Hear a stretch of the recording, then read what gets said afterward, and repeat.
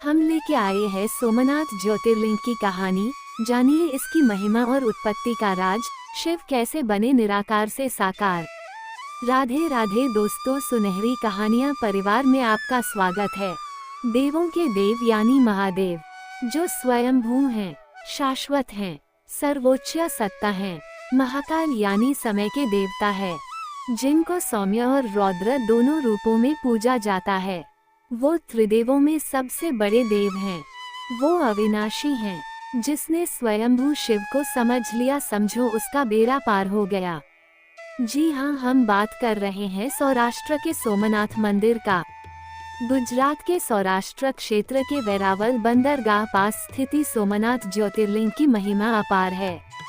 इसकी महिमा महाभारत, श्रीमद् भागवत, स्कंद पुराण और ऋग्वेद में बताई गई है। सोमनाथ मंदिर असंख्य भक्तों की आस्था का केंद्र है। सोमनाथ मंदिर के बारे में पौराणिक मान्यता है कि इसका निर्माण स्वयं चंद्रदेव यानी सोम ने किया था। इसका उल्लेख ऋग्वेद में है। जब भी सोमनाथ मंदिर का जिक्र होता है तो अतीत याद आता है। इस मंदिर को कई बार तोड़ा गया, लेकिन जितनी बार भी इसका निर्माण हुआ, इसकी भव्य और दिव्यता और बढ़ गई। ऐसा माना जाता है कि समुद्र तट पर बने सोमनाथ मंदिर को 4 चरणों में भगवान सोम ने सोने से, रवि ने चांदी से, भगवान श्री कृष्ण ने चंदन से और राजा भीमदेव ने पत्थरों से बनवाया था। हालांकि जो मंदिर अब खड़ा है, उसे 1947 के बाद भारत के गृह मंत्री सरदार वल्लभ भाई पटेल ने बनवाया था और 1 दिसंबर 1995 को भारत के राष्ट्रपति शंकर दयाल शर्मा ने इसे राष्ट्र को समर्पित किया था। आप सोमनाथ के दर्शन नहीं कर पाते हैं तो सोमनाथ की उत्पत्ति की कथा सुनकर भी आप वही पौराणिक लाभ उठा सकते हैं। ये तीर्थ 12 ज्योतिर्लिंगों में से सबसे महत्वपूर्ण है। सोमनाथ ज्योतिर्लिंग मंदिर का महत्व। गुजरात प्रांत के काठियावाड़ क्षेत्र में समुद्र के किनारे सोमनाथ नामक विश्व प्रसिद्ध मंदिर में ये ज्योतिर्लिंग स्थापित है। पहले ये क्षेत्र प्रभास क्षेत्र के नाम से जाना जाता था। यही भगवान श्री कृष्ण ने जरा नामक व्याध के बाण को निमित्त बनाकर अपनी लीला का संवरण किया था। यहाँ के ज्योतिर्लिंग की कथा का पुराणों में इस प्रकार से वर्णन है। शिव पुराण की कथा के अनुसार राजा दक्ष ने अश्विनी समेत अपनी 27 कन्याओं की शादी चंद्रमा से की थी, किंतु चंद्रमा का समस्त अनुराग व प्रेम उनमें से केवल रोहिणी के प्रति ही रहता था। उनके इस कृत्य से दक्ष प्रजापति की अन्य कन्याएं बहुत अप्रसन्न रहती थीं। उन्होंने अपनी यह व्यथा कथा अपने पिता को सुनाई। दक्ष प्रजापति ने इसके लिए चंद्रदेव को अनेक प्रकार से समझाया। रोहिणी के वशीभूत उनके हृदय पर इसका कोई प्रभाव नहीं पड़ा। अंततः दक्ष ने क्रुद्ध होकर उन्हें क्षयग्रस्त हो जाने का शाप दे दिया। इस शाप के कारण चंद्रदेव तत्काल क्षयग्रस्त हो गए।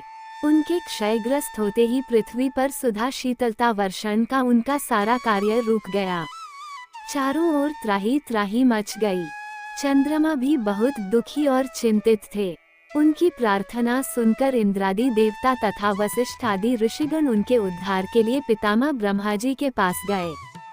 सारी बातों को सुनकर ब्रह्मा जी ने कहा, चंद्रमा अपने शाप विमोचन के लिए अन्य देवों के साथ पवित्र प्रभास क्षेत्र में जाकर मृत्युंजय भगवान शिव की आराधना करें। उनकी कृपा से अवश्य ही इनका शाप नष्ट हो जाएगा और ये रोगमुक्त हो जाएंगे। उनके कथनानुसार चंद्रदेव ने मृत्युंजय भगवान की आराधना का सारा कार्य पूरा किया। उन्होंने घोर तपस्या करते हुए 10 करोड़ बार मृत्युंजय मंत्र का जप किया। इससे प्रसन्न होकर मृत्युंजय भगवान शिव ने उन्हें अमृतत्व का वर प्रदान किया। उन्होंने कहा, चंद्रदेव तुम शोक न करो, मेरे वर से तुम्हारा शाप मोचन तो होगा ही, साथ ही साथ प्रजापति दक्ष के वचनों की रक्षा भी हो जाएगी। कृष्ण पक्ष में प्रतिदिन तुम्हारी एक एक कला क्षीण होगी, किंतु पुनः शुक्ल पक्ष में उसी क्रम से तुम्हारी एक एक कला बढ़ जाया करेगी। इस प्रकार प्रत्येक पूर्णिमा को तुम्हें पूर्ण चंद्रत्व प्राप्त होता रहेगा। इस श्राप और वरदान की वजह से ही चंद्रमा 15 दिन बढ़ता और 15 दिन घटता रहता है। चंद्रमा को मिलने वाले इस वरदान से सारे लोगों के प्राणी प्रसन्न हो उठे। सुधाकर चंद्रदेव पुनः 10 दिशाओं में सुधा वर्षण का कार्य पूर्ववत करने लगे।